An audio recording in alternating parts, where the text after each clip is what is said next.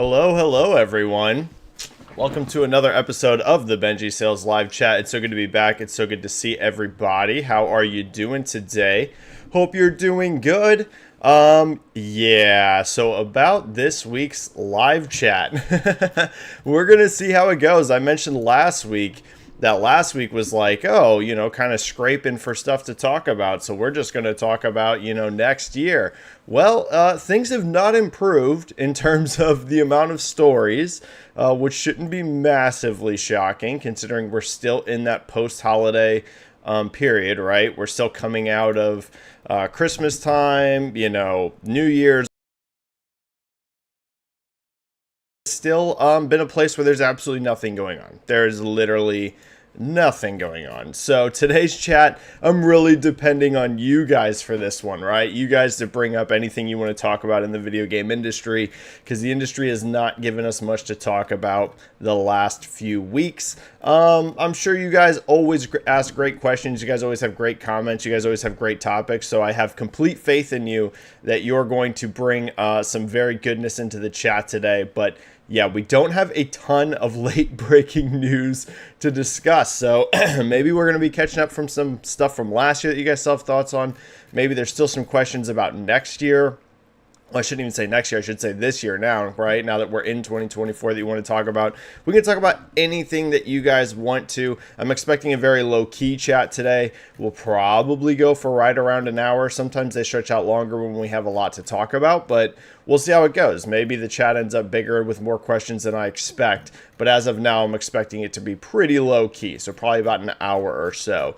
If this is your first time ever as part of my live chat, which is extremely unlikely considering this is a low-key chat, the way it works, it's a stream, it's a show, it's 100% driven by you. Your comments, your questions, you just drop them down into chat, and we talk about the latest news in the video game industry. There's going to be a few ways to do that. First of all, of course, there's the free method. You type a question, whatever you want, pops into chat, and I get to as many free questions as I possibly can. If you want to guarantee that I get to your question, there's going to be a couple ways to do that. First of all, there is the super chat method. Type a donation, whatever you want. It alerts me, and I get to super chats immediately as soon as they drop.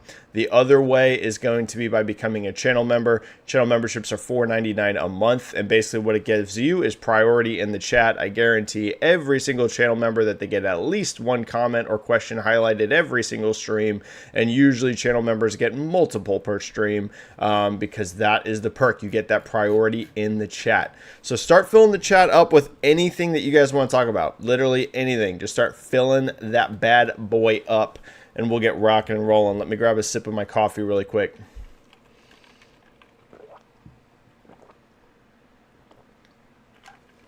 Hopefully that didn't sound gross. Sorry.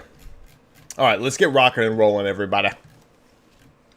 Yeah, the news cycle is so slow that I literally didn't even know what to do for my thumbnail. That's why it's just a picture of me and it says live chat, because usually the thumbnail tries to coincide with the stories, but yeah. All right, Plastic Hearts Podcast kicking us off with a 5. Benji Boy, Switch 2 pricing rumors were hot this week, but does Nintendo pull a Nintendo and launch something weird or just a beefed up Switch? First of all, great to see you, Plastic Hearts Podcast. It's been so good to see you back in the chat. Thank you for the super chat. And actually, let's start a poll off with this. That's a good first poll. You guys know I love the polls. You guys like the polls. Let's do it. First question, and then I'll answer this, but let's get a poll rocking. What will Nintendo, because you're right, this was something that popped up, launch the Switch successor price at?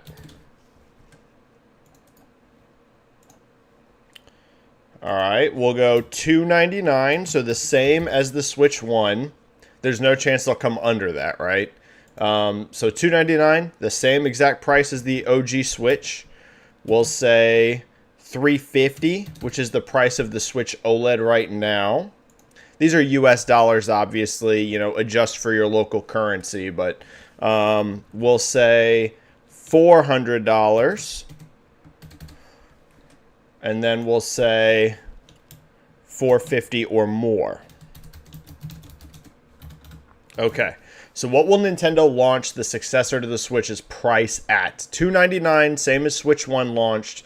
$350, the price of the current Switch OLED, $400 or $450 or more. So first poll is live in the chat. Okay. So back to what you were asking about. Yes, the pricing rumors and speculation was one of the few topics that was kind of moving around this week. I believe it was Sirkin had just basically given his prediction, and he was saying that he thought it was going to launch at $400 and that it was basically going to be a pretty straightforward successor to the Switch. In other words, he's expecting it to be very, very much like the Switch, obviously more powerful hardware, but basically his main predictions were $400 and that it wasn't going to be some sort of like revolutionary change. For example, like the Switch, the difference between, the Wii U and the Switch, where it was a pretty giant difference between the two consoles, right? Because the Wii U was just a traditional home console, plugged in. Yes, it had like the tablet thing, but it was still that. But then they moved to the Switch, which was this full hybrid console. Like that was a radical change between generations. Basically, Sirkin was saying he thinks that, it's essentially going to be Switch 2, right? Maybe there's going to be some bells, some whistles, a little bit of gimmick or something. You never know. But essentially, just a straightforward successor to the Switch. That's honestly what I'm expecting too. It's Nintendo, so you can never count out some sort of curveball in the mix from them. If anyone's going to surprise you, it's Nintendo, right? But overall, I actually agree completely with everything Sirkin said, both in terms of pricing. I think it's going to launch at $400. And I also agree, I think it's going to basically be Switch 2. I don't know if they're going to call it Switch 2. Lots of people have been saying it'd be fun if they do the Super Switch, kind of as like a throwback to the Super Nintendo or something like that. But overall, Plastic Hearts, I'm pretty much right in line with what he's expecting. I'd be surprised if this was some radical departure, huge change, or if it was like, a super expensive console, like priced comparatively to the Series X or PS5. Like, all of these sort of things would be surprises to me. So it might be a somewhat boring answer, but that's basically what I'm expecting too, to be honest with you. And thanks for the super chat, Plastic Hearts. Great to see you. What's up, Split End? Split End's in the chat. What is up, Split End? Great to see you, buddy. And let me see. There was $1 from Ted Morton. That was your first super chat ever on a live stream. Thank you so much, Ted Morton, for the $1 super chat. Great to see you. And thank you so much for giving your first super chat ever as part of my live. All right, Split End saying, I think the only thing that worries me about the expanding handheld PC market is that it's somewhat niche, and if too many drop in it, dilutes that market and companies stop supporting the devices. It's a good question, Split End. We have definitely quite a bit of evidence, and for anyone wondering, the reason Split End's bringing this up is I believe MSI, theirs leaked today, right? They hinted that they were going to, like a day or two ago, they hinted that at CES they're going to announce, their handheld PC. In other words, MSI's version of, the ROG Ally or the Steam Deck. I want to make sure I'm getting this right. Isn't it MSI? I'm looking right now. Yeah, it is MSI. Yep. So in other words, this is becoming a very hotly contested market, right? Steam Deck is really the one that kicked it off. I know there was some older stuff, right? It's not like Steam Deck was the first ever sort of portable PC or anything like that. You've seen companies in the past trying to do some portable PC type stuff. You had NVIDIA, in this space kind of messing around before. But Steam Deck was the first one that truly felt like it broke that market open. Like it really was the first like legitimate hit in the handheld PC market, and that has clearly revved up pretty much a lot of the big players to now start diving fully into this market. We already had ROG with the Ally, like I mentioned. Now we've got MSI entering the market. It's super interesting, Split End. Here's the thing. I wouldn't worry at all about Steam's support on them, right? Because I think the Steam Deck is just going to continue to be very, very successful long term. Valve has basically already said that they're going to make a Steam Deck 2, but it's still years off. They didn't say it's like anytime soon, but they've basically signaled, yeah, we're going to keep making Steam Decks, which is no surprise considering how well the first one's done. So for Valve, I wouldn't be too worried about support at all. I think Valve is pretty much all in on handheld PCs now.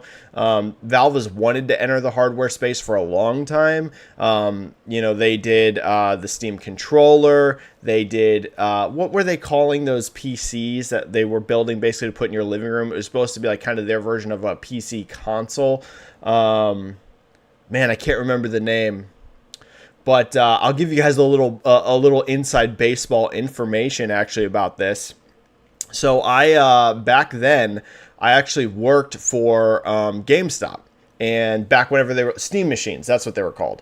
And when I worked for GameStop, I actually got to meet a bunch of people from Valve. I got to be in the same room as Gabe Newell. And basically they were pitching us on, because I was in management within GameStop, and they were basically heavily pitching us on the Steam machines. And I think for a lot of people on the outside, that might not have ever seemed like a super big project for Valve. Maybe it seemed like something to an outsider that they were just testing, but I can tell you as someone that, like I said, I was in the same room as Gabe Newell. I got to hear him completely give his spiel about the Steam machines. The Valve, like a bunch of employees from Valve were there talking to us about it. And in fact, I am actually a lifetime friends and family member of Valve. I get every Valve game free forever. As long as my Steam account exists, every game Valve will ever launch, I get for free. And it was because they were pushing so hard on Steam machines.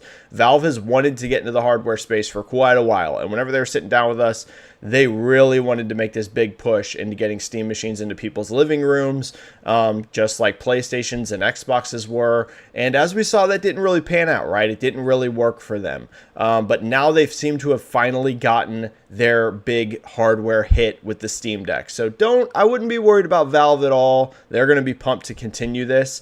Now the MSIs, the ROG Allies, ROG seems to be doing pretty good, but we don't have any like hardcore information out of them.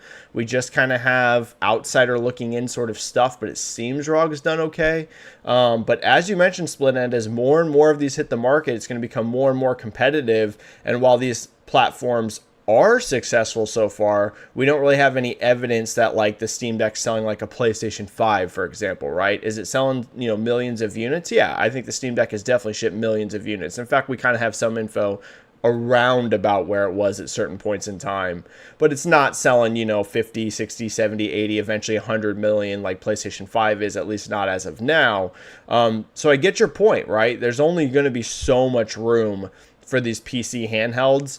I'll be honest, I think someone who could absolutely find success in this market is Xbox.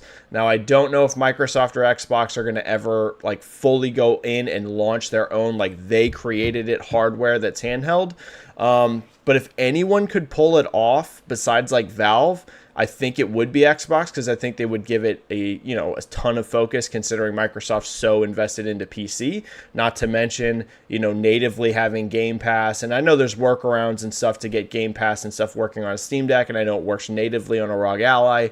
But if you had that completely designed from Microsoft themselves to be a portable Game Pass machine, plus your other PC stuff, I think Xbox really could break into this market, if I'm being honest with you. But I'm not sure that they want to be, all into the point where they're going to actually launch their own hardware. But it's a great question, Split End. It's super going to be interesting to see how this handheld PC market plays out.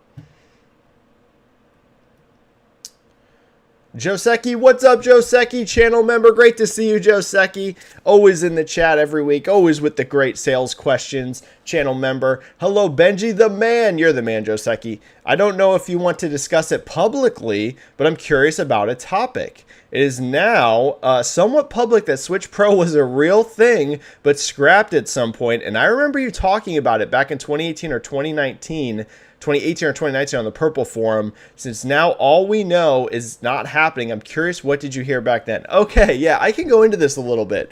This was one of those things that, I took a little bit of heat on, because this was back whenever I was trying to do like the insider type things, and where I was trying to do some leaks and pull some stuff up. And I still get leaks and stuff all the time nowadays, but I don't really like search for them, and whenever I do get them, I don't usually go public and talk about them. But like Joseki said, this was a long time ago. This was like 2018, 2019. I can't remember the exact date, but this was like 4+ years ago or something like that. And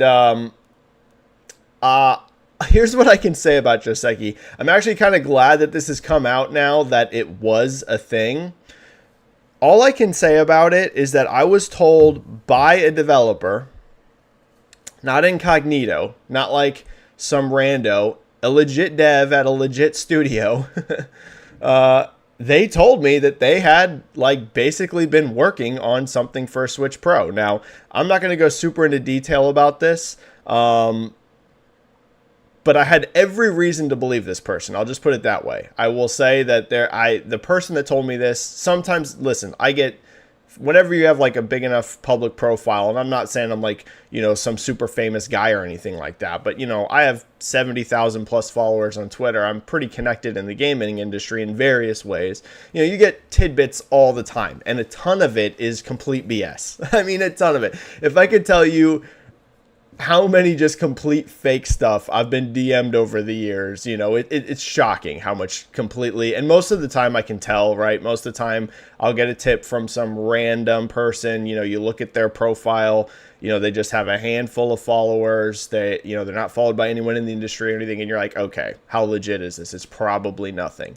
The person that told me that they were 100% like that a Switch Pro was a thing, and that they were going to be developing something for it, this was a real person. And so that's why I basically came out at that time. And I was like, yeah, I am hearing that Switch Pro is real. And it's now come out, I think in the last week or two. I think it might have been Sirkin again who came out and said this, which Sirkin's very connected in Japan. I think that's who confirmed it. And he basically said the same thing. He was like, listen, it was real. Like, I'm telling you, the Switch Pro was real.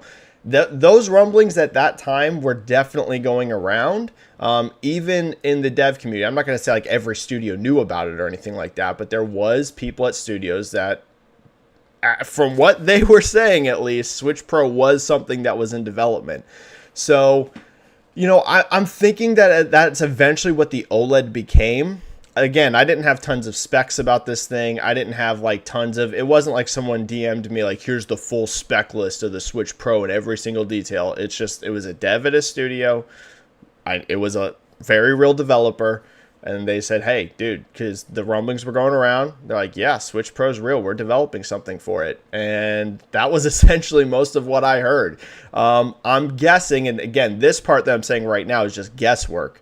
I'm guessing that's eventually what the OLED became. I'm thinking that probably at some point while Nintendo was working on that Pro, they decided it just wasn't cost effective or something for some reason. They'd already probably done some R&D onto getting an OLED screen into the thing, and they decided, you know what? We'll just launch the OLED. It'll be essentially the same thing, but with a bigger, better screen. We don't have to drive the cost up super much. We can launch it for $50 more. Now, that part of what I'm saying, that part where I'm saying the Pro just became the OLED, I do not have any insider information on that. That's just what I'm assuming happened because the timing makes sense about when the Pro rumors were going around, when some people were saying that they knew that a Pro was real.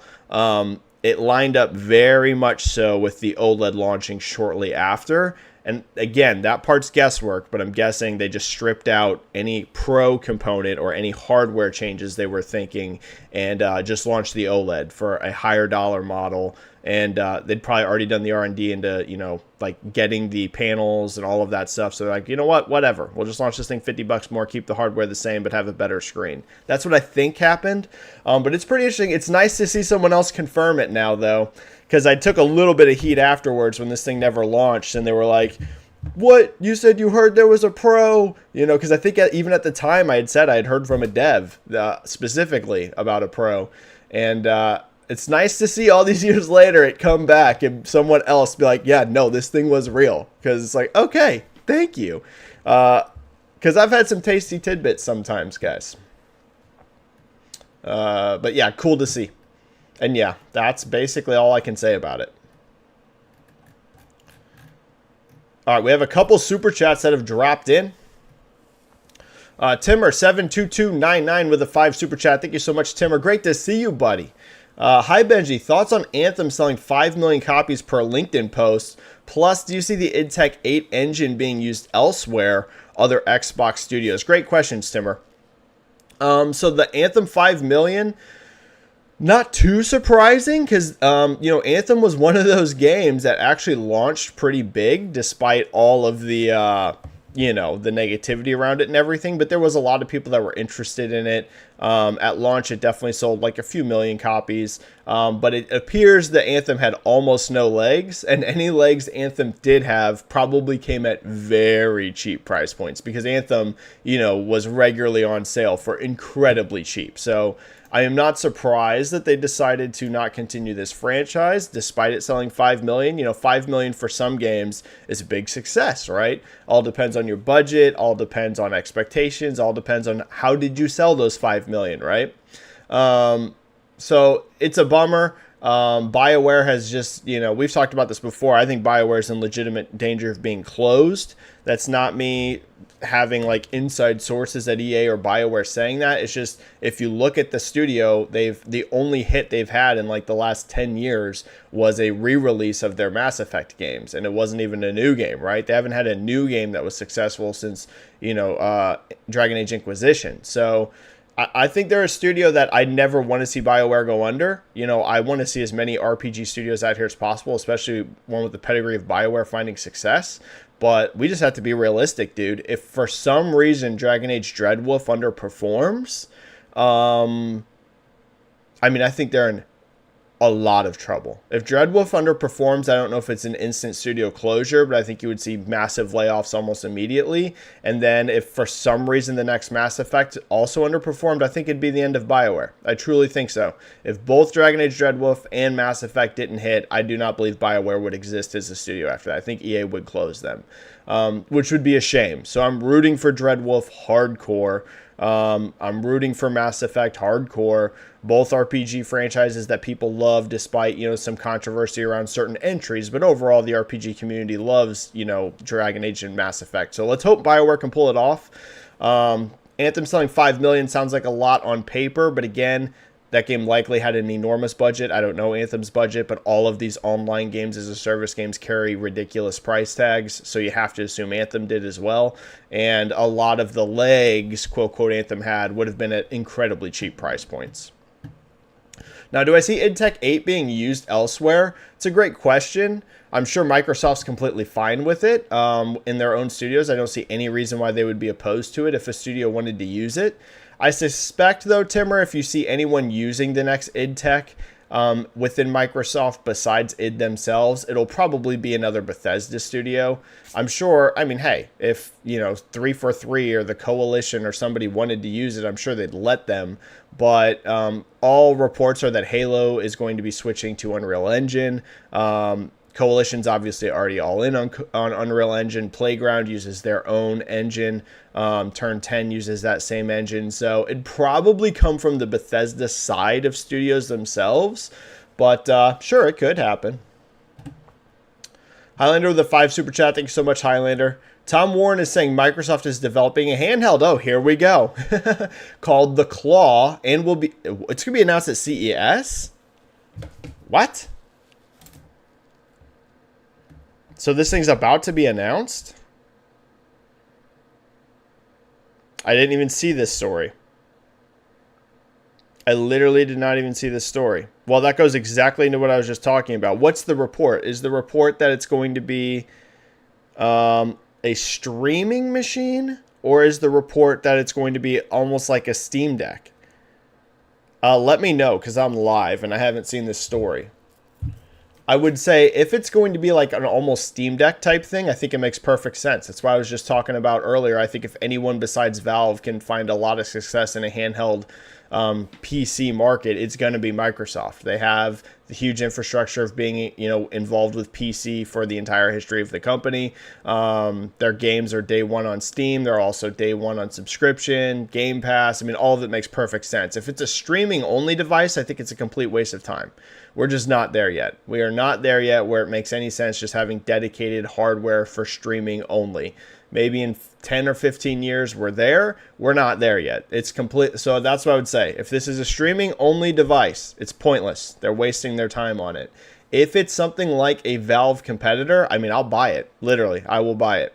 So as long as the specs are good, Yeah, I will absolutely buy it, and I think it could be very successful. Yeah, I think Microsoft is the best position besides Valve to find success with it. But we'll see. I don't know all the details, so let me know in chat. Oh, wait, it's MSI. Oh, yeah. Okay. Yeah, I saw Claw. Yeah, no, so the Claw isn't Microsoft specifically, right? It's MSI. Yeah, Infinity. It's MSI. Yeah, MSI handheld. Okay, exactly. All right. For a second, I was like, wait a second. No, this is the MSI handheld. That's not Microsoft Highlander. That's MSI. All of that being said, I still think Microsoft should do it. Put it this way. Would I be surprised at all if Microsoft right now internally is testing going into the handheld market? Wouldn't shock me. I don't have any information on that, but wouldn't shock me. But yes, this thing that's leaking, I actually didn't realize the MSI handheld was called the Claw. So that's why I got thrown off. But yeah, no, this is an MSI handheld. It's not Microsoft. Maybe Microsoft will like kind of market and support it, kind of like they did with ROG Ally. I mean, you've seen Phil Spencer talk about ROG Ally publicly, like constantly. Basically, any chance Phil can get to talk about the ROG Ally, he talks about it. So would I be shocked if Microsoft's also going to put their, weight behind the MSI Claw? Sure. But yeah, it's not Microsoft. At least not like, like Microsoft internally developed one. And let's do another poll on that, actually. So we'll end this first poll. This is hilarious. I think this is the first poll I've ever done where one of the results was 0%. What will Nintendo launch the Switch successor price at? 71% of you voted $400. That's exactly what I expect too. $400 makes the most sense to me. 24% of you say $350, so the price of the current OLED. I don't think that's crazy. I could also see that.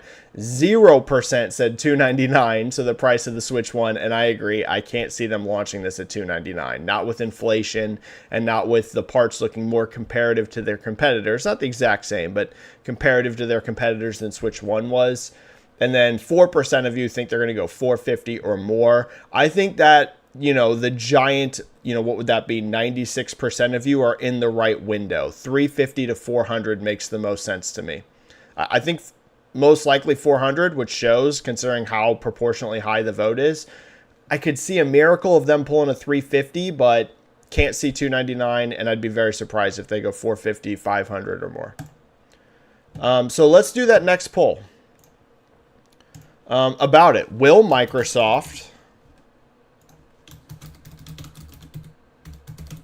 ever make their own dedicated handheld gaming device / portable PC? Simple yes or no. I'd be shocked if Sony ever does it. Not like the PlayStation Portal, like their own dedicated, but I could kind of see Microsoft doing it with all of their games hitting day one on PC. Now, again, I don't know. I don't think it's like a lock or anything, but I wouldn't be shocked if one day they do.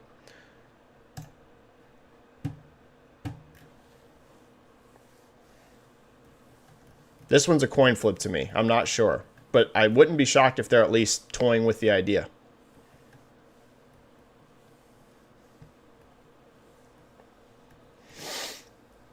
Timmer72299 with a 2 super chat. Posted regarding IdTech 8, but removed my post. Okay, I think we talked about that, but thanks for another super chat, Timmer. Guancos has been a channel member for 7 months, re-upped their channel membership. Thank you so much, Guancos. Thank you for proselytizing so hard for Alan Wake 2. First game my wife asked to play while I'm not around since Skyrim and Mass Effect. Masterpiece. Oh, that makes me feel so good, Guancos, to read that. I've been an Alan Wake fan since the day, well, I don't know if it was the day. I played it launch month. I think it might have been a couple days after it launched. Put it this way, all the way back in 2010, I played Alan Wake the month it launched for sure. It might have even been launch day, but dude, that's so long ago now. It's 13 years ago that I can't remember if it was launch day or it was within the first week for sure. I'm an OG, I'm like an original OG Alan Wake fan. A lot of people discovered that game later, right? a lot of people that played Alan Wake weren't as early as I was. They were coming into the franchise because they got it on a cheap, Steam sale, or they found it, for pre-owned back in the day on 360 when it was a lot cheaper. There wasn't a lot of us, and Sam Lakes even talked about it, like the early sales of Alan Wake. Alan Wake, actually, a lot of people don't realize this, but the first Alan Wake game, over time, and it's almost like what we talked about with Anthem, where a lot of the sales were at cheap prices. But over time, Alan Wake 1 did actually sell quite a few copies. A lot of it came at cheap price points. But the problem for Alan Wake and why it was so hard for them to ever get a sequel made is out the gate, it didn't sell that much. It launched, I believe, the same day as Red Dead Redemption, or they were very close to each other, but I think it was the same day even. So Alan Wake really struggled in the first, early time frame, which is where a lot of games generate most of their money. And so it didn't make a ton of money, and that's why it was so hard. Sam himself has even said Alan Wake became a cult classic. Like, over time, it sold a decent amount of copies, but it just didn't sell a ton out the gate at full price when that's when a lot of games need to generate their money. So now anytime I get hit with this sometimes because I'm such an Alan Wake and Remedy fan, people, semi-regularly, whether it's on Twitter or whatever, they'll be like, Benji, I've discovered Alan Wake because of you, and now I'm like in love with this franchise. Listen, it makes me feel good because you guys don't see me do that often for games for super long periods of time where I'm like, I love this game, I love this game, I love this game. I'm a positive guy. I talk about games I like a lot. But a lot of franchises or games, I'll play it, like it, tweet about enjoying it, and then move on to the next one. But Alan Wake is, Alan Wake is top 5 favorite IPs of all time for me in gaming. It's not going to be for everyone, but I love it. And I'm so happy to hear, Guancos, that you're enjoying it, that your wife is actually wanting to watch it while you play. Amazing. Anyone I can bring into the Remedy and Alan Wake fold is a joy for me because I love them so much. Highlander with a 2 super chat. Thank you so much, Highlander. It was my cell phone auto-corrected MSI to Microsoft. Oh, my bad. Yeah, I could see that. They're very similar, so I could see it auto-correcting to that. Makes sense, Highlander. And yeah, we talked about if I think the MSI will have any success or not. Potentially.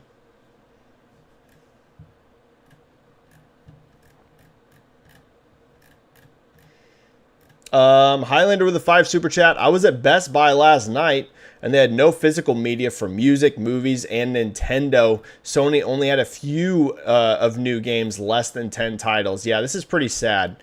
As someone that still buys mostly physical myself, it's a bit sad. Like, we're really getting close to, movies, TV, even games. I think games have a little bit more life in physical than movies and TV do. Movies and like series look like they are essentially on their deathbed. Best Buy has basically essentially completely stopped carrying physical media for that. And I can tell you, I work at a big box retailer, and the one that I work at is we've cut back so much, it's insane. We only carry like the newest releases, and it's just a very, very few. I won't be shocked at all if the retailer I work for in the next year also completely removes movies and series. And it's because streaming just killed physical media for them.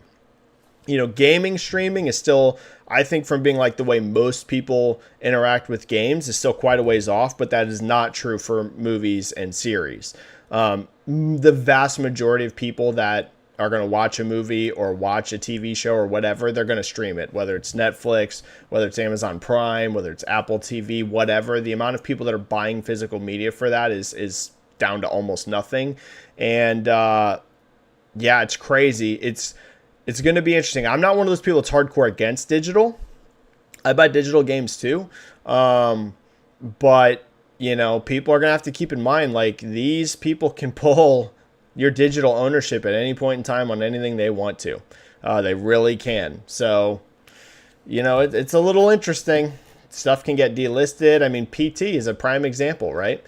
PT is something I downloaded, I had, and I can never download it again. And that's a rare thing, but it's actually not becoming very rare in movies and TV. Look at Max.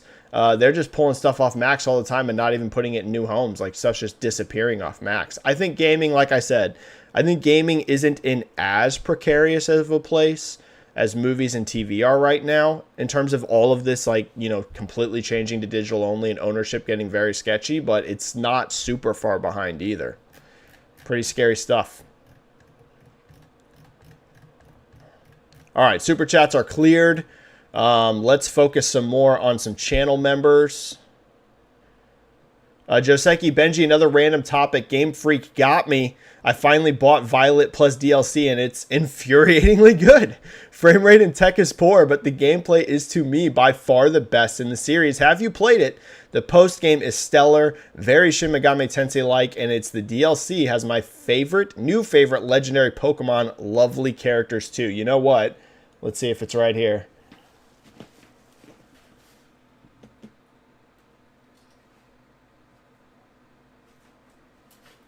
You got Violet, right? Isn't that what you said? You got Violet. So I've got Scarlet. I've owned Pokemon Scarlet since the day it came out. The day this game launched, I bought Pokemon Scarlet. And you know what? It's still in the wrapper. It's still sealed. It's still sealed. I've never opened this game because I kept thinking at some point they're going to fix this game, right? At some point, you know, they're going to at least iron out the frame rate. They're going to at least get it close. Never happened. So I need to just play it because I've owned it literally since the day it came out. Like Cyberpunk, I just kept waiting for patches. I'm like, you know, they're going to at least get this into decently good shape. From what I understand, it has never gotten into good shape. But like, just like he says, I have heard a lot of people that actually enjoy it despite all the issues. So I need to just open it and play it because I've owned it since the day it came out. Can be. What do you think of the chance of the new Switch launching with more than one SKU? Oh, good question. Either a light or a digital-only version along with a normal with the dock and cart slot. Also, do you think it launches with an OLED screen? Okay. I believe as to your first question in regards to the SKU, I think there's a rumor out there from Nate. I want to say Nate the Hate. If I am miscontributing this to someone who didn't say this, I apologize, Nate. But I think it was Nate that said this, that he heard that there is two SKUs. Yes, a digital-only model and a, you know, traditional non-digital model. And again, this is a big apology if it wasn't Nate that said this. I just think that's who I saw had reported on this. And Nate's pretty connected. So would that shock me? No. Wouldn't shock me. I think it's going to become the norm. I mean, we're essentially already there, right? Xbox launched day one with the Series S, which is a digital-only platform. PlayStation 5 launched day one with a digital-only PS5. So would it shock me if Nintendo launches with a digital-only console? No. It's kind of becoming the norm in the industry. Now, we're nowhere close, I think, to where digital machines are the only option in gaming. So, of course, I would expect Nintendo to have a traditional console as well, you know, with physical media. But would it shock me if there's a digital-only option for maybe $50 cheaper? No, wouldn't shock me in the slightest. Not at all. Like, something like a light on day one would surprise me. That's just a lot of work to get out of the door day one, two quite different SKUs like that. Because you would have to think a light would also have a different form factor, just like the current light does over the regular Switch. They're still mostly the same, but the form factor is actually different. It's not impossible. Microsoft did it with Series S and X, where they had two completely different SKUs at launch, like in terms of even the hardware and, you know, the form factor. But I think Nintendo would shy away from that. I won't be shocked at all if we see a light for the Switch 2, but that'll probably come, you know, a year or two after launch. So if they do two SKUs at launch, I think it'll be a digital and non-digital version. And do I think it launches with an OLED screen? I wish, but the rumors are it's not. But I hope. I hope those early rumors are just wrong. Stuff can always change before launch. So I'm hoping it launches with an OLED, but the rumors that have been floating, Ken, is that it won't launch with an OLED screen. I would pay more for one with OLED. So if Nintendo offered at day one a non-OLED version and an OLED you paid more for, I would pay more for the OLED. So I hope they do that, but we'll see.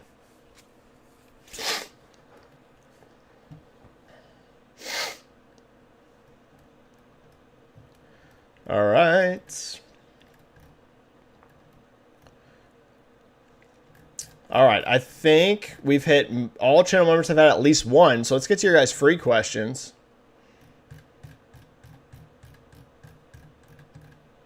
Cameron Swear, hey Benji, hope you're doing well. What would be your guess on a launch title for PS5 Pro in September? Maybe that's when Sony launches Concord, right? Their big multiplayer game. Here's the thing, Cameron. I don't know, and we'll have to see, but I don't know if Sony or anyone's going to specifically position a game to launch right next to the Pro. But I suspect you'll see a ton of patches day one. You know what I mean? So maybe there's not like a big game directly from Sony that's targeted to launch right alongside it, or maybe, some third party. I'm sure there's obviously going to be games in September. That's just, a very busy time of the year for game launches, but I don't know if third parties are specifically like, we're going to launch the same day as the Pro. I don't know about all of that. If someone does, maybe Sony launches Concord then, their big multiplayer game. But if anything, I would expect a ton of patches, right? Even if there's not big games specifically launching day one alongside of it, I would think most of the, at least a lot of the Sony first party games will probably get patches very quickly for it. So yeah, expect a lot of games to get support for Pro super fast, but I don't know about big games specifically targeting it for launch. But maybe Concord, maybe. That one I could definitely see.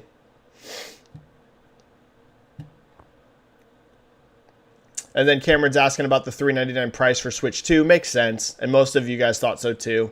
That was the leader of the poll.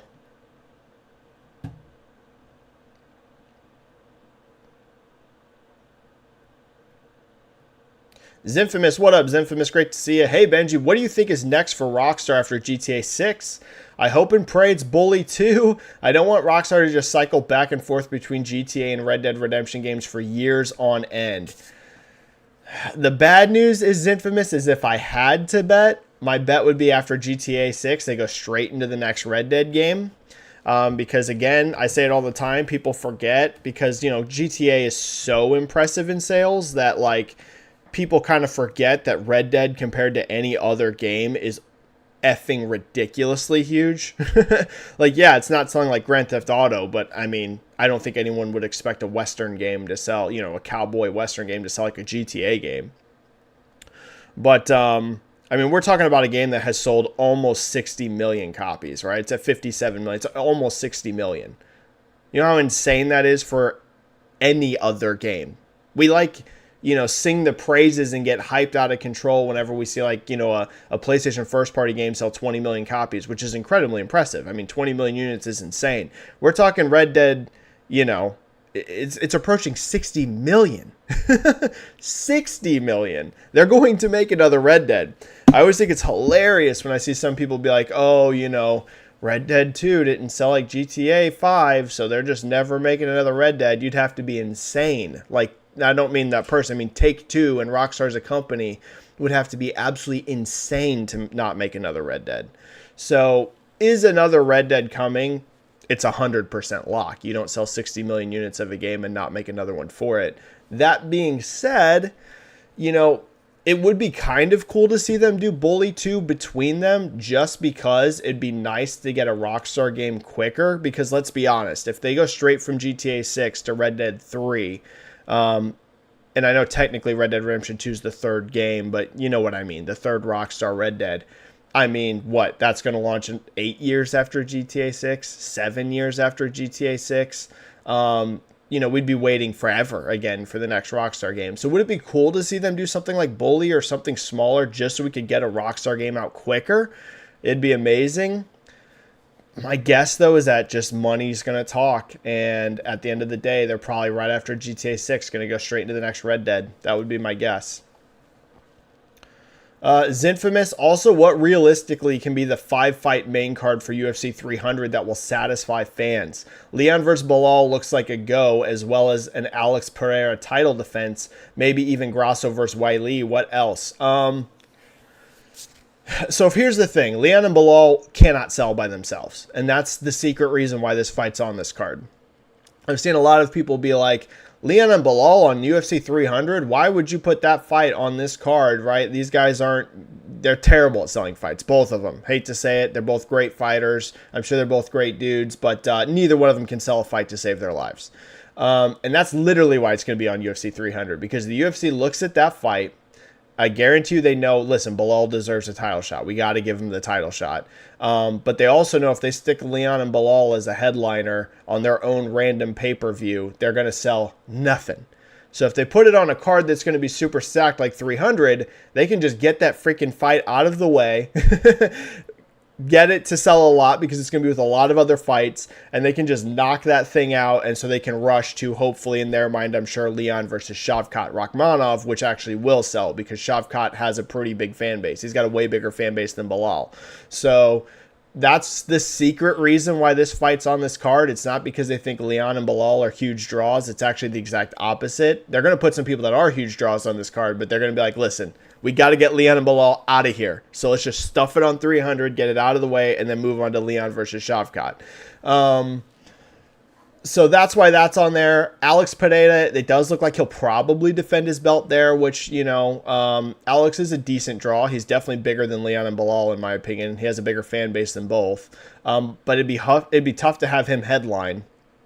The only way I could see Alex headlining is if he was going to fight Tom Aspinall, and the rumors are that that's not going to happen. Basically, from what Alex is saying, he wants to focus at 205 and not move up. So it'll be Alex versus who knows. Jamal Hill probably isn't back yet. He blew his Achilles, and that's a bad injury, man. You're out for a long time with the blown Achilles. So I don't know exactly who he would fight. Maybe the winner of Johnny Walker versus what's his face. But I don't know. Here's the thing. I think a fight that can be made that would make the pay-per-view a lot stronger is if they can get Justin Gaethje versus Max Holloway for the BMF belt, which there's rumors they're trying to get that fight done. Chael Sonnen reported they're trying to get that fight done. Justin Gaethje's a huge fan favorite. Max Holloway's a huge fan favorite. Put the BMF on the line. That's going to draw some attention. You get that on the main card. That juices it too. So it's tough to say. It's tough to say he's infamous, but it'll be interesting to see what they pull out of their hat. Supposedly, Dana's going to announce more UFC 300 fights on Tuesday. Johnny G22, what's up, Benji? No question, just hoping all is well, and Happy New Year. Happy New Year to you too, Johnny G.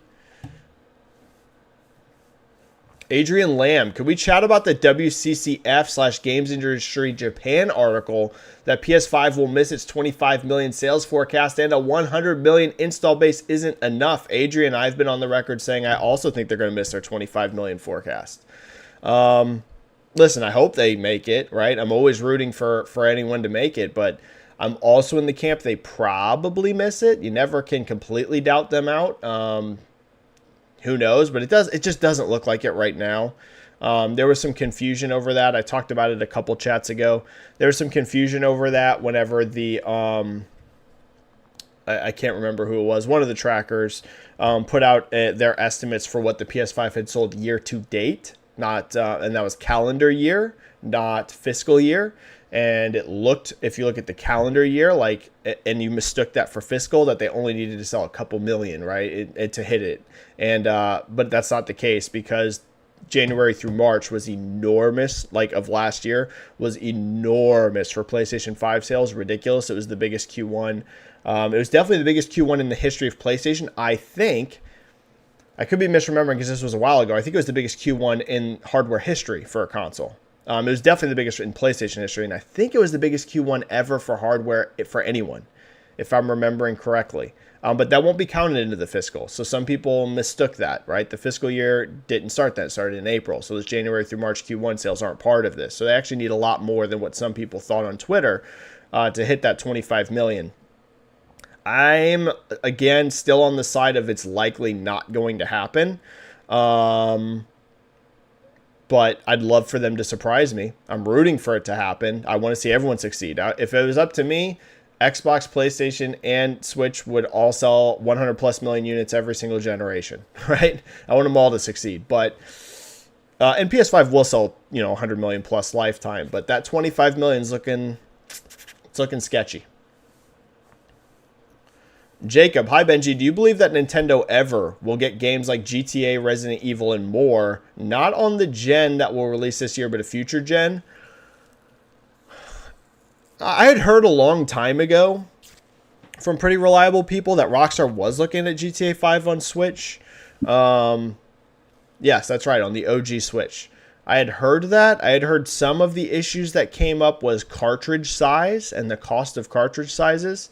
And that being just way too expensive for what Rockstar was going to have to do. I'm sure they also had development issues on that as well. And again, this isn't something I know for absolute sure. This wasn't like what I said earlier about the Switch Pro, where a dev, like a legit dev, told me that. This was just rumblings from insider people that off the record were talking about it. And I had heard that they were looking at GTA 5 on Switch 1, but again, due to cartridge size issues and cost of the more expensive, larger cartridges, plus, of course, network issues and things like that with GTA Online, they eventually pulled out of it. But I had heard they were at least looking at porting GTA 5 to Switch. So would it shock me at all if Switch 2 gets GTA 5? Not in the slightest, right?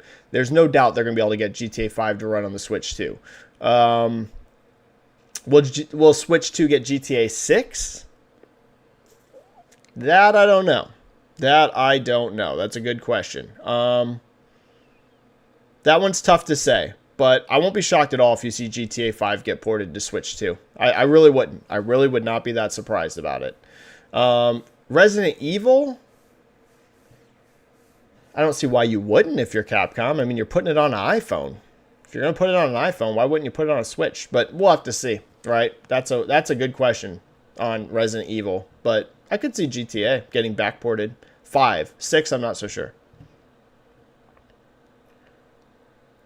Oh, and Joseki, the JP article is being misinterpreted. I haven't read this article. So they're saying SIE will forecast 18.5 million hardware for next fiscal year. But to me, the most interesting part was JP third parties being very worried about the budget requirements for AAA project targeting PS5 too high. Yeah. We talked about that last chat. I told you guys they'd be very foolish to forecast any sort of growth next fiscal year. So if they're saying that they're predicting they're going to forecast 18.5 million, that would be much more realistic. Because that's what I was saying. I was like, they better not forecast growth. Because it don't look like it to me as this year is a growth year. Ted Morton, what's up, Ted? Been a while. Curious how you think Avatar Frontiers did. Reviews were solid, known IP, but didn't seem to sell well. Also, while on Ubisoft games, any predictions for how Prince of Persia and S&B do? So one thing I can say about Avatar, and this is going to be, what's the word I'm looking for? This is going to be, it's an aniseto, however you say it. Again, I work for a retailer. What I can tell you is that Avatar didn't sell, again, this is just from my perspective. Total numbers could look completely different once we get more information. But one thing I saw in December is that out of the gate, Avatar didn't seem to sell a lot. However, during holiday discount, because my retailer, for example, had it discounted, we kept selling out of it. Because it was pretty decently discounted. So, Ted, yes, launch month sales for Avatar or launch week or whatever. The early launch sales didn't look great, at least at my retailer, which isn't digital, right? These are physical copies, but at least at my retailer, once they did the holidays discounts, it sold very well. We sold out of it multiple times. So we'll have to see. It could be one of those games that people didn't want to spend $70 on, but if they could get it for 45 or $50, they were willing to. So let's wait until we get some more information, but it looked to me like once they discounted it, it started getting some momentum. So we'll have to see what Ubisoft says, but that's kind of the vibe I got from what I saw. Predictions for how Prince of Persia and Skull and Bones do. I expect Skull and Bones to gigaflop. When I say gigaflop, I mean Omega level flop. I would love to be wrong. You know, hopefully Ubisoft comes out and it's a huge success, but I'm expecting an Omega level flop from Skull and Bones. Prince of Persia, I think, might do well, but it's a little expensive for that sort of game. What is the price of it? Isn't it like...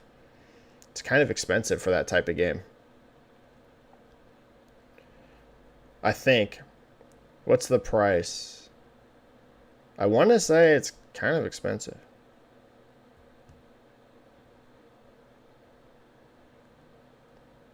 I mean, it's $50. That scares me, if I'm being honest. Not that I'm saying the game won't be awesome and deserve that sort of price, but $50 for a game like that is a little dangerous. For like a side-scrolling 2D-ish looking thing. Little worried about that price. If it was $40, I would be like pretty confident as long as it reviews well. 50, I don't know, man. $50 is kind of a lot for the casual consumer, right? For people that are hardcore, they'll probably still buy it at that price. But if you're an average Joe who, let's just be honest, a lot of them just look at a screenshot and go, that looks like an indie game to me. $50, it's a lot of money, man, for a game like that. So I hope it does well. I think it'll probably review well. The previews are very good. I'm a little worried about the price tag.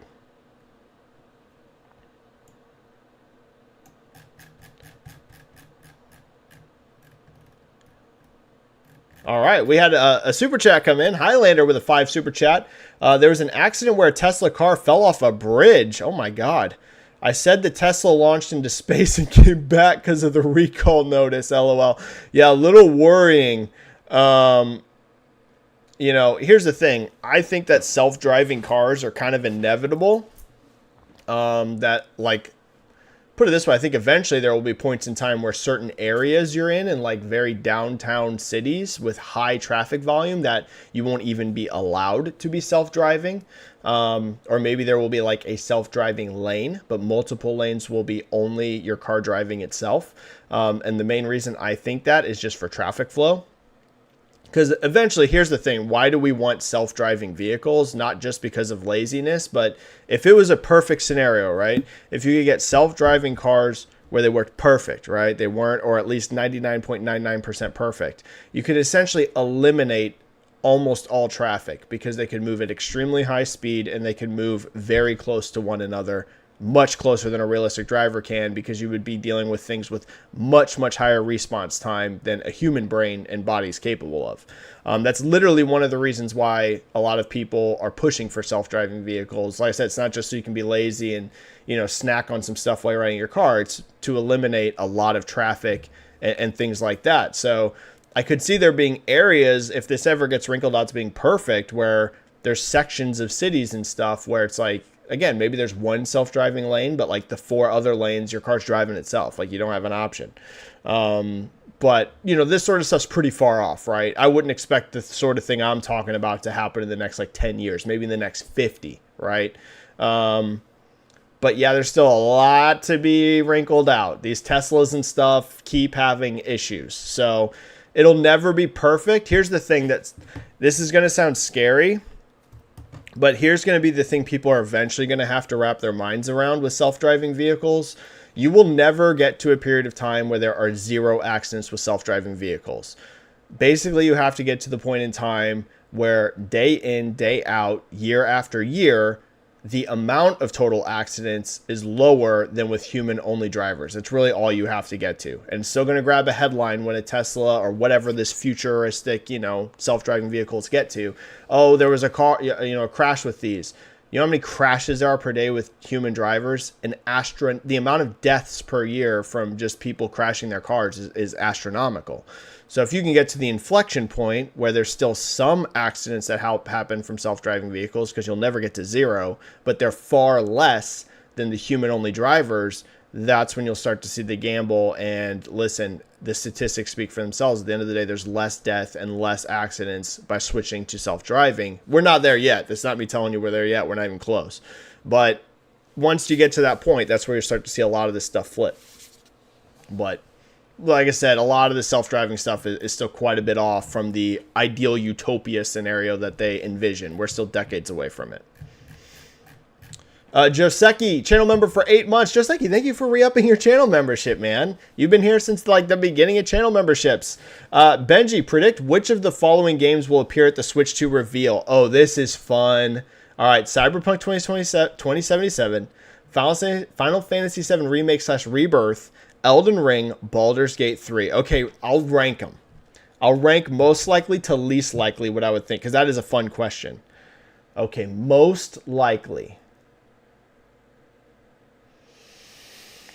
At the reveal, it depends when they reveal it. Isn't the exclusivity window for Rebirth reportedly 6 months? Isn't that the report?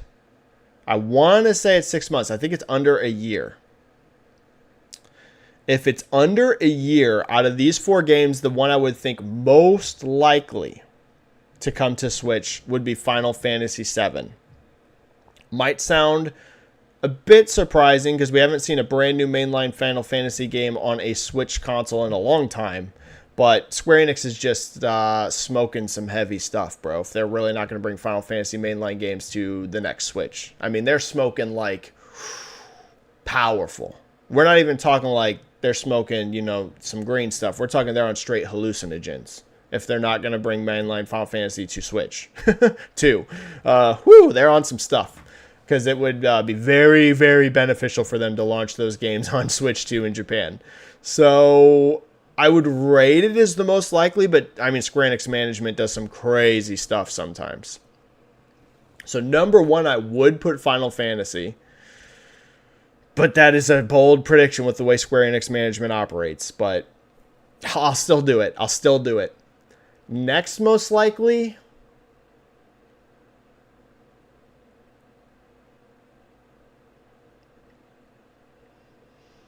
man, for me, this is a tie between like Elden Ring and Baldur's Gate. Because I could kind of see Larian wanting to put Baldur's Gate on it. They seem like very open to just, yeah, let's put the stuff wherever we can.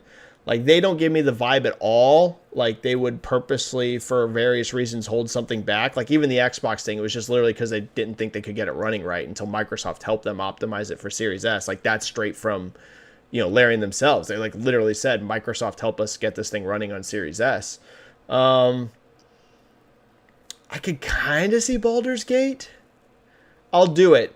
I'll say Baldur's Gate. I'll say Final Fantasy, then I'll say Baldur's Gate, then I'll say Elden Ring, then I'll say Cyberpunk. Might be bold putting Cyberpunk last, but out of these, I don't know. CD Projekt just, I don't know. I don't know what to think about them porting it to Switch 2. I'd love to... Witcher was. I was about to say I don't know, but Witcher. I forgot. Witcher did make it to Switch. I don't know. This is hard, Joseki. This is harder than it initially looks. Oh, that's hard.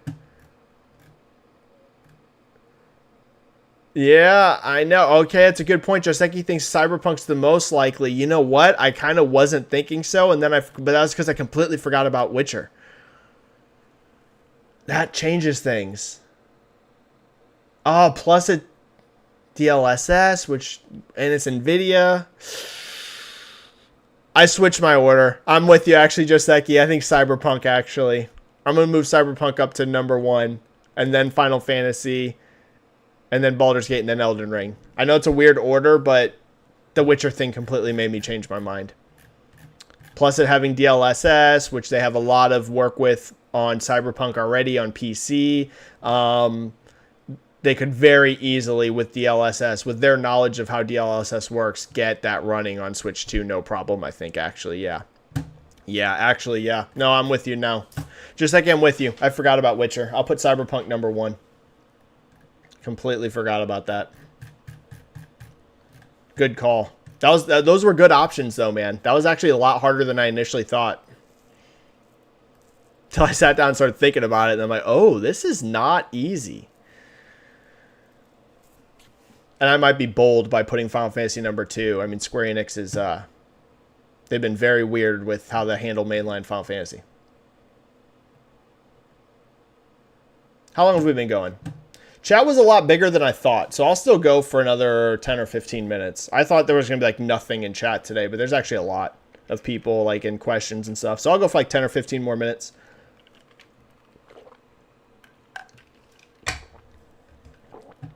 Silence PP7, what up, Silence? Haven't gotten to a question or seen you in a little bit. You might have been in chat, but I feel like I haven't gotten a Silence question in a bit. Great to see you, Silence. You've been here forever. And you know I love your avatar, by the way. I don't think I've ever talked about how much I loved Silence's avatar, but I believe that's Sam Lake from Alan Wake 1, I think. I could be wrong, but I'm pretty sure that's what Silence profile pic is. Silence PP7, Happy New Year, Benji. RGG Studio hinted at a big announcement this year. Do you think it's Judgment 3? Another Kiwami? or something entirely new? That's a good question. That's a great question. This actually ties into a poll idea I had too. I'm going to run a poll right after this.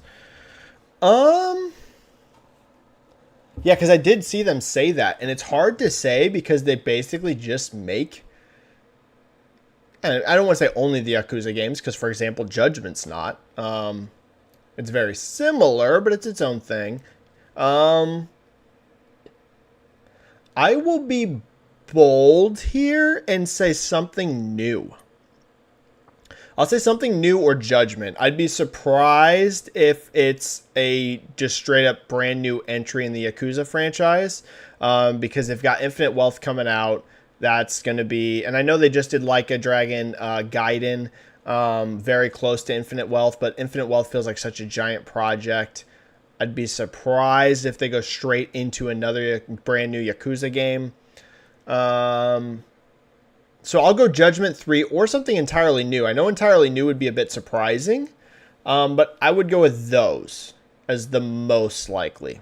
But I could be wrong, but that's what I would think. Judgment 3 or something new. Okay, let me run a poll on this. So I'm going to end the Xbox handheld poll. And it was fairly close, which doesn't surprise me because even I'm coin flip mode on this one. It wasn't exact, but it wasn't a huge gap. Will Microsoft ever make their own dedicated handheld gaming device / portable PC? No one was 60%, and then 40% said yes. Yeah, to me even, this is coin flip. I don't know. I could kind of see them doing it. But at the same time, I could see them not and just supporting stuff like, the MSI One and ROG and Steam Deck and all that sort of stuff. So this could go either way. Here's a poll I have.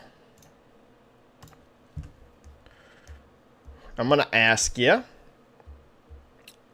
I should just start doing a poll on this every month.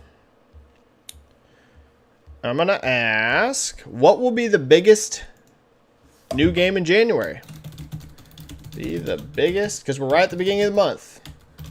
New game of January. I should just start doing this in the first live chat of every month. So we'll say Prince of Persia, Lost Crown. I know it's the, but oh no, the will fit. I wasn't sure if that would fit, but it will. We'll say Like a Dragon, Infinite Wealth. We'll say Tekken 8. And then we'll say The Last of Us Part 2 Remaster. And I know people are going to get salty over me saying new game, but Last of Us Part 2 being remastered in there. But, I mean, it's going to be probably one of the 4 biggest of the month. So, I know it's not really a new game, but whatever. It's an option. What will be the biggest new game of January? Prince of Persia: The Lost Crown, Like a Dragon: Infinite Wealth, Tekken 8, or The Last of Us Part 2 Remastered? I'm sorry, Apollo Justice fans, but I don't think Apollo Justice will sell more than those games in January. But I could be wrong. But I'm not expecting that. I'll put it that way.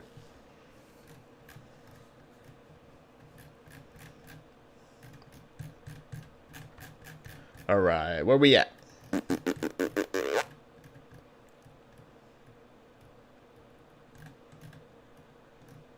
Where are we at? Joseph Scanlon, do you think we will have a look at the Certain Affinity Halo project this year? Great question. Probably yes. Because that's been in development for years now. From what I understand, right? At least a couple years. Yes, I will predict that. I don't predict it will launch this year. But we probably do see it. Yes, I do think so. Because that is rumored to have been in development for like, what, at least 2 years, I would think. I think. Because it's been a while, I want to say. I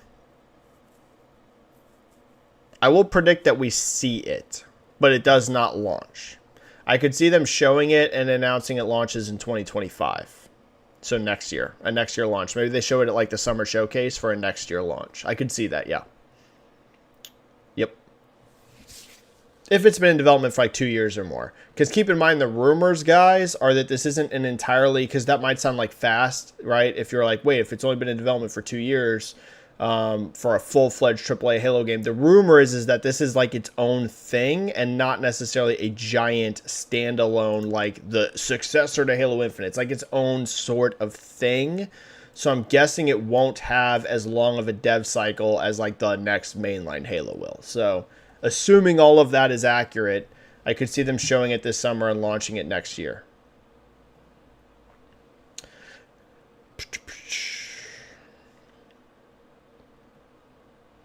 Anthony Johnson, what up, Anthony? If I remember correctly, Nintendo has never sold a console at a loss except for the Wii U. This thing has to be $400 or above if it's going to be an upgrade over the Switch 1. I'm with you, Anthony. I can only see $400 or potentially even more, but I think that'd be dangerous. Above $400 would be dangerous. I think $400 and Nintendo's completely fine. And even above it, they would be completely fine at launch, getting the hardcores in. The problem is that, again, I work retail, and a huge amount of Switch buyers are parents buying for their kids. And I always want to make sure I say, when I say that, because you see some people that are toxic, be like, you know, Nintendo's a kiddie platform, it's not for adults. To be clear, they sell tons to adults too. It's just, it is a sizable chunk of Switch sales are parents or families buying for their kids and for them to play too. It's a very family-centered device, right? It appeals to everyone. Whereas PlayStation and Xbox definitely skew older. That's not to say that people don't buy PlayStations and Xboxes for their kids, but the average skews older than a Switch does. Once you get above 400, I think you start being dangerous on attracting those families. So I think they gotta, you know, we'll see. But I agree. I'd be shocked if it's below 400. 350 maybe by a miracle, but there's a reason that poll had 0% saying 299.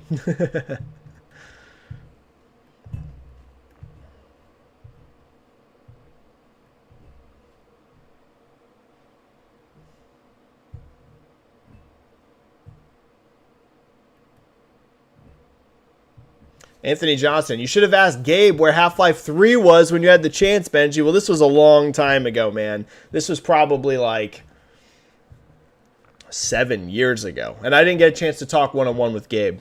I was in the same room as him, but Gabe was extremely jet-lagged at the time. He had just flown in. And so I got to be close to him. Like, it was pretty cool being in the same room as Gabe and hearing him talk, but I didn't get to talk to Gabe. I did talk to some Valve people, though. But I didn't get a chance to talk to Gabe himself. But it was pretty cool being in the same room as him. You know, a legend in the industry like that. But this was a long time. This was, I mean, like, what, 7 years ago or something?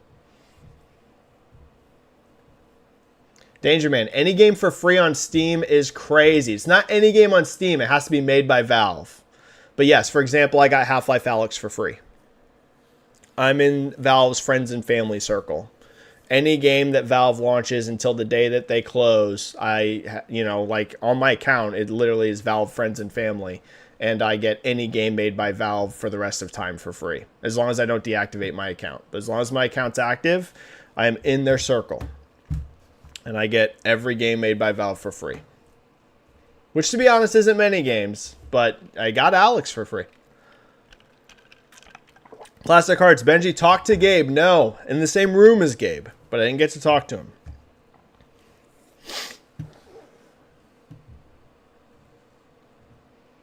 Gabe was, like I said, extremely jet-lagged. Gabe came in, like he even told us, he's like, I apologize. I am very jet-lagged right now. So Gabe kind of came in, did his thing, and bounced. The other Valve people, though, we got to spend some more time with. I'm very fortunate. I've gotten to meet or talk with a lot of cool people in the industry. Fred, I think the next Xbox will be ARM-based, and I can see Xbox releasing a portable console that way. Interesting. Arum, breaking tip. My dad works at Nintendo and says the Switch 2 is launching tomorrow. If you have a dad working at Nintendo, we know how this works. That means it's absolutely correct. The Nintendo dad never fails, guys. Switch 2's launching tomorrow. Let's go.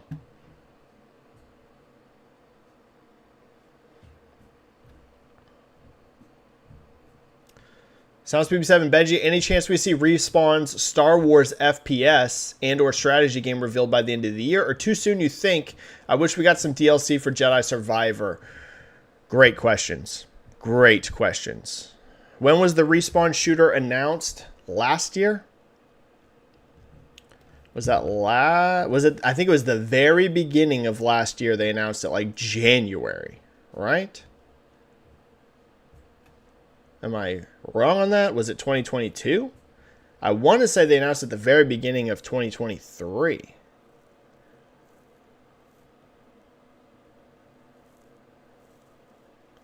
But I could be wrong. Actually, I think I am wrong. I think it was 2022, wasn't it? Here's the press release. Probably was 22. What? There's no date on their press release? I'm literally reading the press release and there's no date. How do you not date your press release? How do you not date your press release, guys? Okay.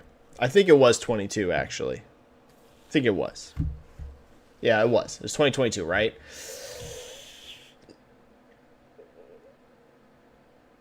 I'll say no. I'll say no on the FPS. I'd love to see it this year, but I'm going to guess no. They were probably so busy with Jedi Survivor. I don't think it's been in the can long enough, unless it's been in development longer than we think. It burns me to say it because I'd love to see what they're doing with a first-person Star Wars game from Respawn. I mean, come on. But I'm going to predict too early. I'm going to predict we don't see it. And yeah, hopefully we get Jedi Survivor DLC. They never made Fallen Order expansion, which was bizarre. I had heard at one point they were making a Fallen Order DLC, and some of the ideas for it they rolled into Survivor, but I don't know if that's true. Danger Man, I wouldn't be surprised if Dragon Age Dreadwolf has been revamped again due to Baldur's Gate 3. I'm playing Baldur's Gate 3 and absolutely loving it. I think that game did put pressure on the rest of the RPG industry. I got to be honest. Not that every game needs to be Baldur's Gate, but they stepped up some aspects of the RPG so much compared to competitors. I think they've raised the bar in some ways. Good Lord, that game's long. Holy moly. Holy my God. If you guys haven't played Baldur's Gate 3 yet, it is a daunting game in terms of how much is in it. It is, and this is coming from someone that regularly plays, 70, 80, 100-hour games. I mean, good Lord, the amount of content in Baldur's Gate 3 is shocking. It is crazy.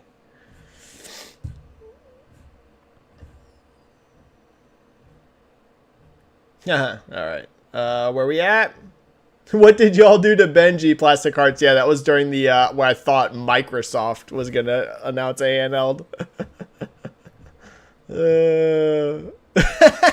Plastic Hearts Benji and Ron Burgundy mode. While that was happening, that was so funny.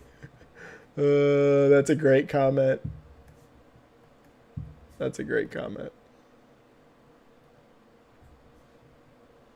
Split End thinks that they're going to prefer to support third-party devices like the Ally. Yeah, that's probably the most likely. Annoyingly unknowable. Yeah, like they were going to do VR. No chance. Yeah, probably not. Probably not.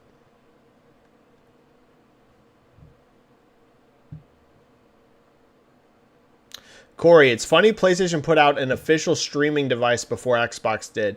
Definitely, but even that's not streaming like we think about it. It's like, it's remote play. I know it's kind of streaming, but it's not like, it's not like how we mean of streaming, where it's not even remote play. Like, you don't even need a console. Just straight up streaming only. I think we're still a little bit away from a streaming only, fully streaming only device being viable. But you never know. But other people like Matt Piscatella agree with me. So, and Matt usually knows what he's talking about. And Matt's in the same boat as me as streaming. I think streaming is not where the gaming industry thought it would be. Still needs a while. Joseph Scanlon, do you think a company like Limited Run will be able to fill the physical media gap for movies, TV, music? Probably. There's gonna still be limited, movies, TV, and music. Music's actually gotten a second life due to vinyl. We sell so much vinyl at the retailer I work at, so much, but CDs have truly collapsed.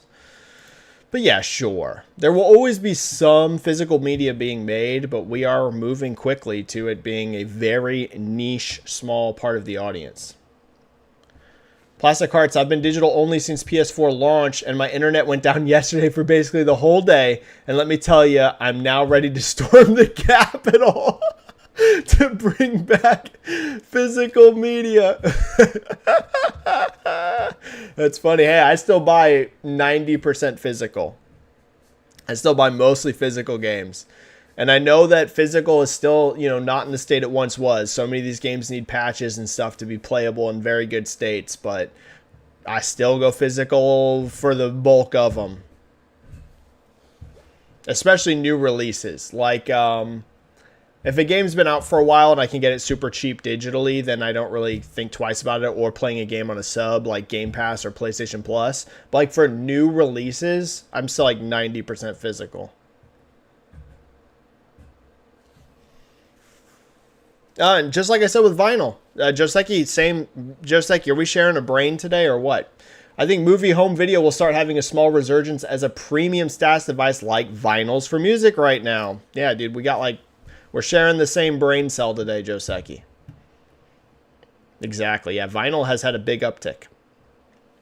Big uptick.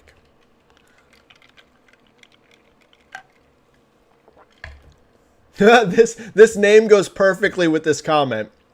Downward incline. Another reason to never go to a Best Buy ever again. They go perfectly together. Downward incline clearly sees Best Buy on a downward incline. We're wrapping it up here in the next 7 minutes. I'm at an hour and 24 minutes, so 6 minutes. It'll go to an hour and a half. Perfect. We got 6 minutes left. Did I just pull out my cable? I hope not. No. Right? My mic's still on. 6 minutes. Ugo Galimberti. Hey, Benji. Happy New Year. Wish you a great year of mental health and growth here on YouTube. Well, my YouTube has almost no growth, but I appreciate that, Ugo. My mental health is like skyrocketing. I have done a lot of things to make some changes. They are paying off, let me tell you. So mental health is... I'm not going to say it's perfect, right? I don't think anyone's mental health is ever perfect. But compared to where I was for the vast majority of last year, right? For like 8 out of the, probably more like 9 of the 12 months of last year, I was just in an utter disaster state. It is so vastly improved. So hopefully I can keep that up. YouTube growth, I kind of have said it before. I hate to say it because... you don't want to ever have a defeatist attitude, but I've kind of come to terms with my YouTube will never grow. It doesn't. My YouTube does not grow. I've been at the exact same amount of subscribers for I think I've been at 4,000 subscribers for years at this point. Like years. My Twitter, I don't even try and it grows. My YouTube is just completely stagnant, but that's okay. I don't need a big YouTube. But hey, I mean, if I got one, I wouldn't complain. But early on, I was like all content creators where I'm like, man, I hope, I get a big YouTube channel. At this point, I'm just sometime like a year ago or so, I just accepted my YouTube will never be big. But I appreciate it. Do you believe we've passed the highest point and are going to see more games as a service cancellations than announcements? I think the industry is very scared of games as a service games right now. Yes. Or I should say the current climate of it. Do they still want gas games? Absolutely. Are you still going to see publishers announcing gas games and launching gas games? Absolutely. Too much money to be made there. I do think that people are getting a little scared about some of the stuff they're seeing, right? If you look at what's happening with Destiny, if you look at some of the Ubisoft projects, if you look at the budgets, if you look at, for example, the Naughty Dog game getting canceled, I think definitely some people are starting to see that gas isn't the infinite gold mine that maybe some believed it was going to be. Now, again, if you get a major gas hit, then you're rolling in cash. So there's no, they'll always still pursue it. But I think this idea that gas is just the future of all publishers and we're going to just make infinite amounts of money like Fortnite off of it, I think that the sudden realization that that is not going to happen for most people has come into focus. So yes, I would say, again, are we going to see the complete collapse of the gas market and everything like that? No. But I think moving forward, right, people are going to be a little more careful about greenlighting like 8 of them at once like Ubisoft did. Actually, I think that's conservative. I think at one point the reports floating around was that Ubisoft had 12 gas games in development at the same time. 12. 12? Guys. 12 gas games in development at once at the same publisher. What? But anyways, yeah. Joseki on Pokemon, they fixed the game-breaking stuff and glitches, but the frame rate is still trash.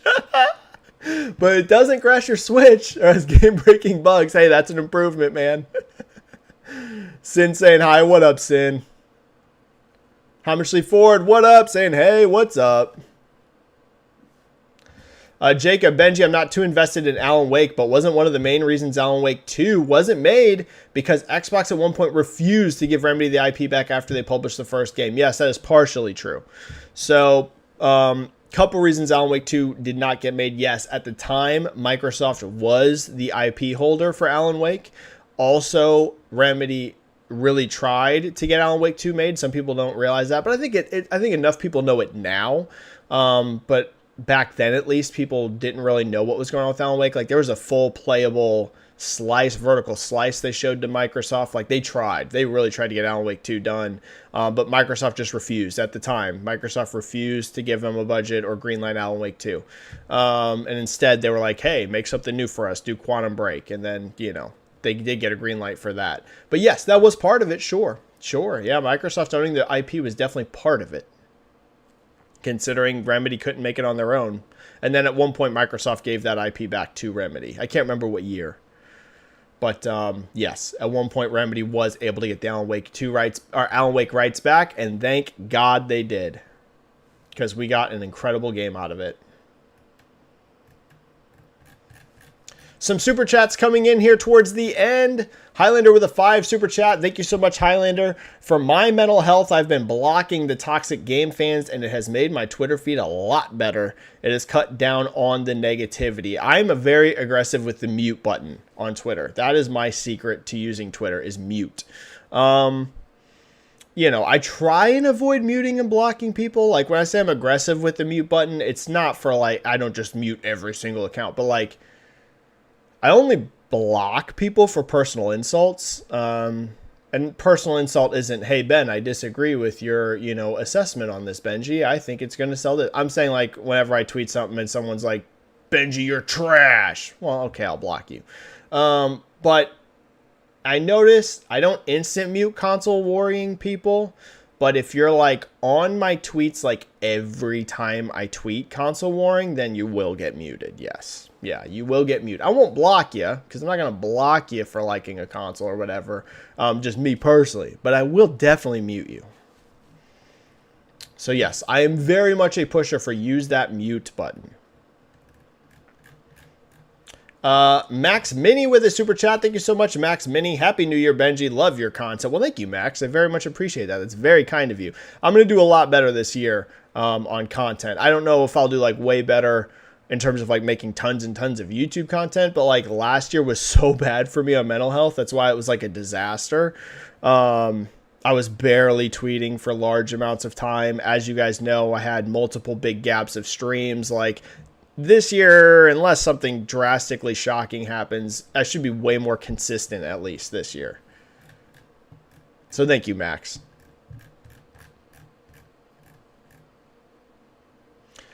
And Max also asked, have you tried PS5 console streaming? It works pretty well. I think PlayStation will reserve this for PS6 as a standalone yearly cost. I have not.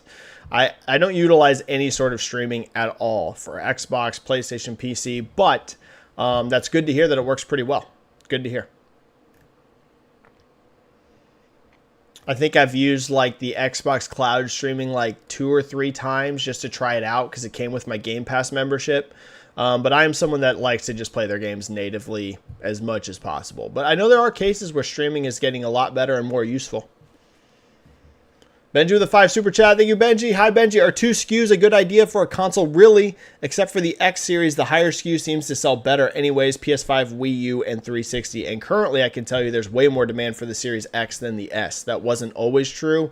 Right now, it's actually true, Benji. That has flipped. Series X has more demand than S. Doesn't always mean that X is selling more per month because Microsoft flat just doesn't make more X than S's. But I can tell you from interacting with consumers every day, people want the Series X more than the S at this point.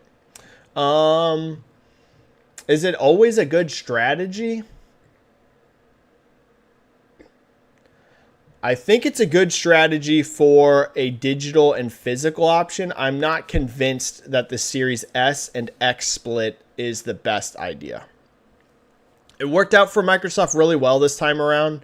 A big part of that because of the pandemic. It's just easier to manufacture an S than an X, so they could get out higher quantities of S's. So it kind of worked out for them, but I'll just say I'm not sold that that's always the best option. It's not me hating on the S or anything, but and I see why Microsoft did the S. The main reason they did the S is simply price tag.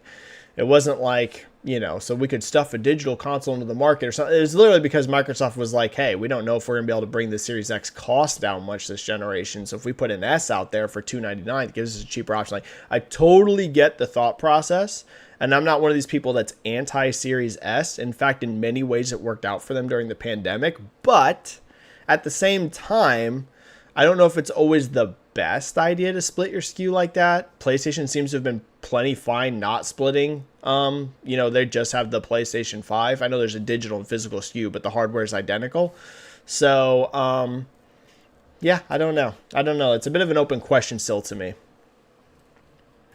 I think it does make sense having a physical and digital option, but other than that, we'll see.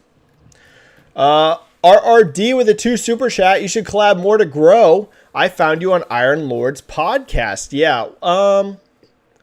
So I get asked constantly to collab. Constantly.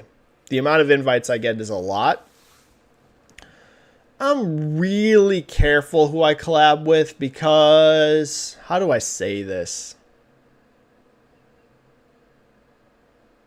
How do I say this?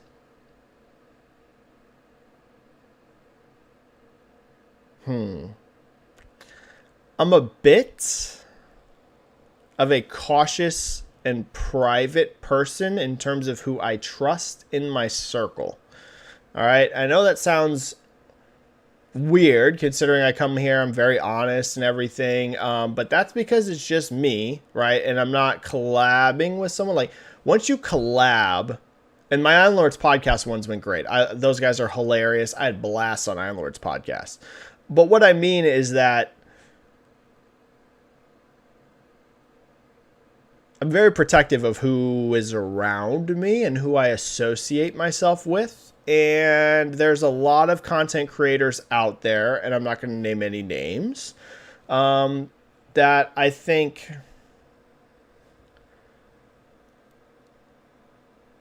I would not want to be associated with. Also, there is people out there.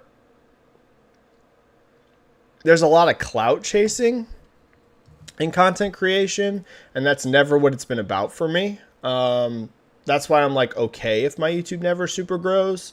And I don't want to just focus on like, let's collab to grow and let's collab to like, I'm not really about that. I'm a fairly straightforward, authentic guy when it comes to what I do.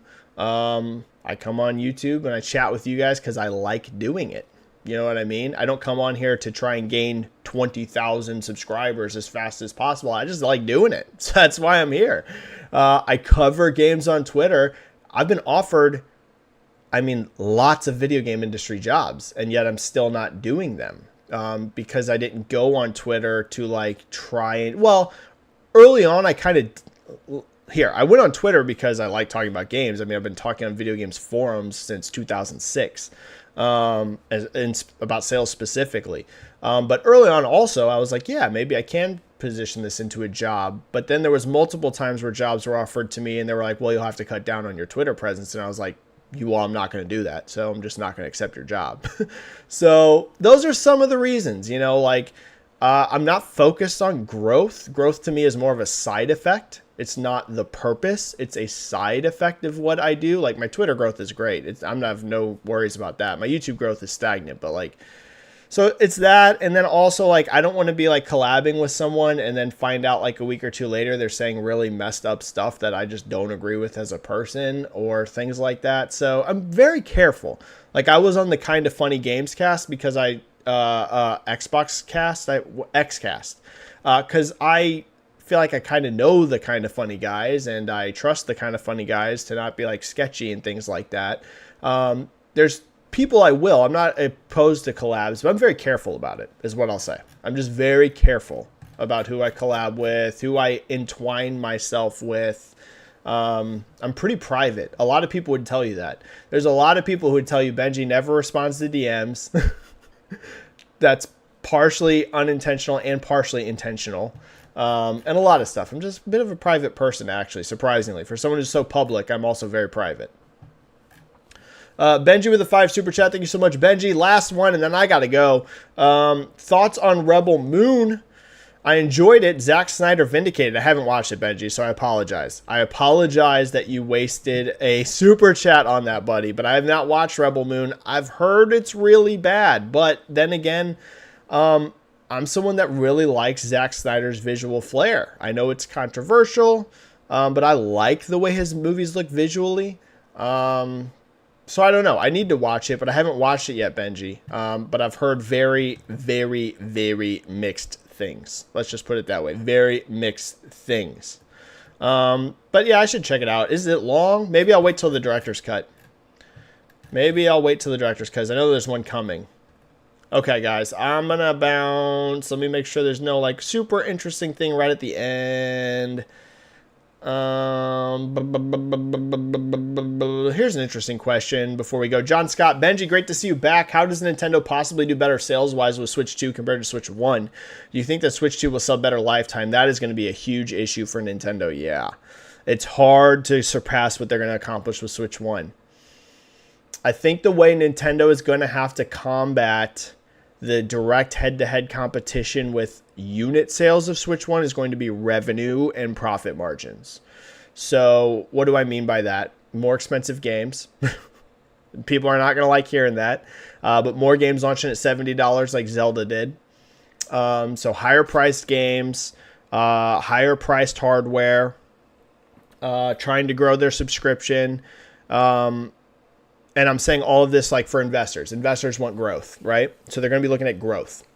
And going head-to-head strictly in unit sales will be difficult for Switch 2. Now, does that mean I think Switch 2 is going to bomb? No. Switch 2 is going to be a colossal success, but we're talking Switch 1 is going to finish as one of the best-selling consoles in the history of gaming.